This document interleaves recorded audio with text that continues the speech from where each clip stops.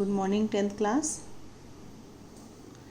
मैं आपके तबले की टीचर मिसेस ऋचा गिरी बोल रही हूँ।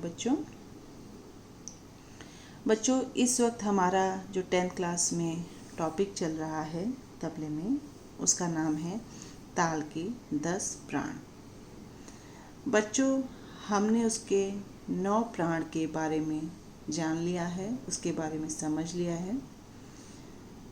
आज हम उसके 10वें और आखिरी प्राण के बारे में जानेंगे। उसके बच्चों 10वें प्राण का नाम है प्रस्तार। आइए जाने प्रस्तार के बारे में। ऊपर हमने ताल के अंगों का वर्णन किया है। जिस प्रकार स्वरों का विस्तार किया जाता है, उसी प्रकार ताल के अंगों का भी विस्तार किया जाता है। बच्चों स्वर जो गायन वाले होते हैं, स्वर किस में लगते हैं? जो गायन वाले बच्चे होते हैं, जो गायकी करते हैं, उसमें स्वर लगाए जाते हैं। हम लोग ताल लगाते हैं, वो लोग स्वर लगाते हैं। तो जिस प्रकार स्वरों का विस्तार मतलब उसको लंबे अच्छे तरीके से उसको बताया जाता है, सिखाया जाता है, उसी प्रकार ताल के अंगों का भी विस्तार किया जाता है। जैसे ताल में क्या क्या चीज़ है जो आपने ऊपर पढ़ी है, 9 चीज़, ये क्या है? उसके ताल के अंगों का विस्तार है। तो उसी को ही प्रस्तार कहते हैं। विस्तार करने को ही क्या कहेंगे? हम लोग प्रस्तार कहेंगे। जैसे जो स्वरों का विस्तार करते हैं उनको आप प्रस्तार कह सकते हैं।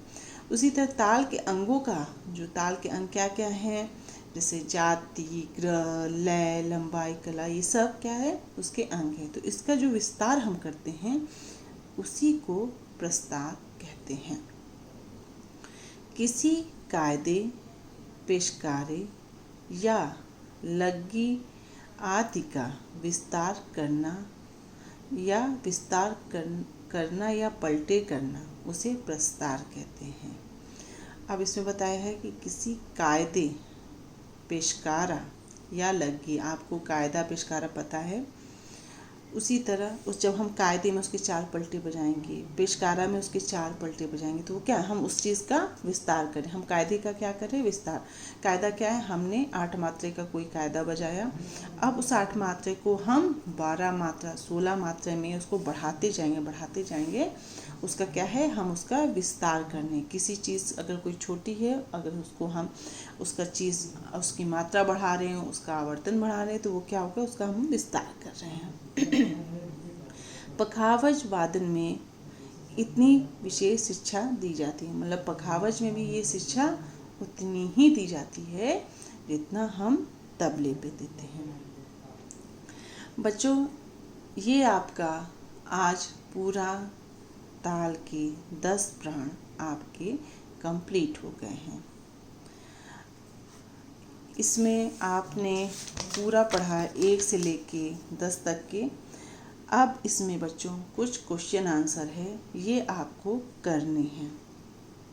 जैसे कि पहला क्वेश्चन है, ताल के कितने प्राण होते हैं? मैंने आपको बताया कि ताल में कौन कौन से प्राण होते हैं और कितने होते हैं।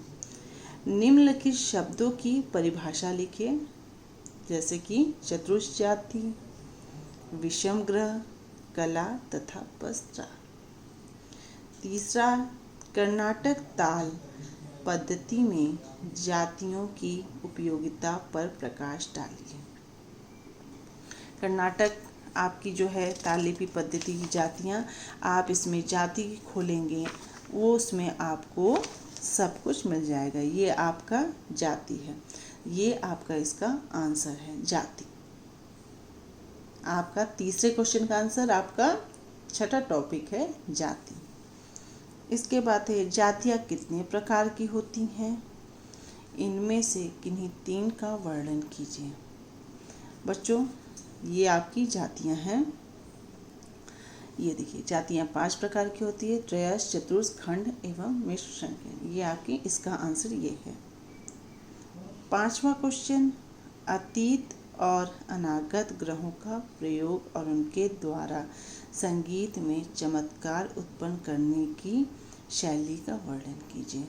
ये आपका हो गया अतीत, अनागत ग्रह, विषम ग्रह। ये आपके ग्रह वाले टॉपिक में आपको ये मिलेगा।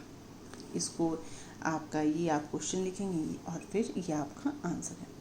बच्चों, ये सारे क्वेश्चन आप अपने फेयर कॉपी पे जहाँ ये टॉपिक आप ख़त्म करेंगे उसके नीचे आप डालेंगे प्रश्न उत्तर। उसमें आप ये करेंगे और इसका आंसर मैंने आपको बता दिया है। ताल कितने प्राण हैं? आपके ताल के 10 प्राण हैं। निम्नलिखित शब्दों की परिभाषा, चतुर्थ जाति, ये सब का आपको इसमें जाति में मिल जाएगा। आपको ये सारा काम फेयर कॉपी पे करना है। ये आपका होमवर्क है। Thank you.